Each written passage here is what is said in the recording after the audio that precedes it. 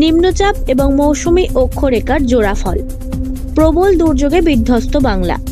ভোর রাত থেকে টানা বৃষ্টি, সঙ্গে প্রবল বেগে বইছে ঝোড়ো হাওয়া, যার ভয়ঙ্কর প্রভাব পড়েছে দক্ষিণ 24 পরগনায়।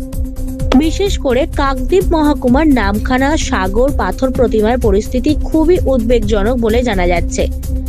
এমনকি ভেঙে পড়েছে বহু বড় গাছ। ভারী বৃষ্টির সঙ্গে ঝোড়ো হাওয়ার ফলে এই সমস্ত এলাকায় বহু ল্যাম্পপোস্ট ভেঙে গিয়েছে, ফলে বিদ্যুৎহীন বহু এলাকা।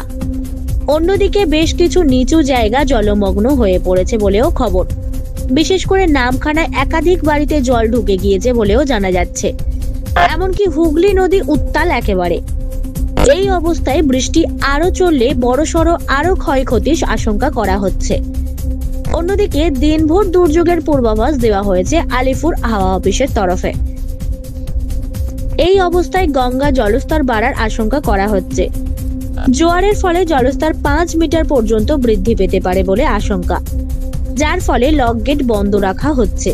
বেলা 1টা পর্যন্ত গঙ্গা ধারে যে সমস্ত লক গেট আছে সেগুলি বন্ধ থাকবে। ইতিমধ্যে রাতভর বৃষ্টিতে শহরের বিভিন্ন জায়গায় জল জমে গিয়েছে। এর মধ্যে আরো ভারী বৃষ্টি হলে শহর এবং শহরতলিতে জল আরো জমে যেতে পারে বলে আশঙ্কা। লক গেট বন্ধ থাকার ফলে পরিস্থিতি আরো জটিল হতে পারে। যদিও গোটা পরিস্থিতির উপর নজর রাখছে কলকাতা পুরসভা। সমস্ত কর্মীকে ময়দানে নামানো হয়েছে বলে খবর।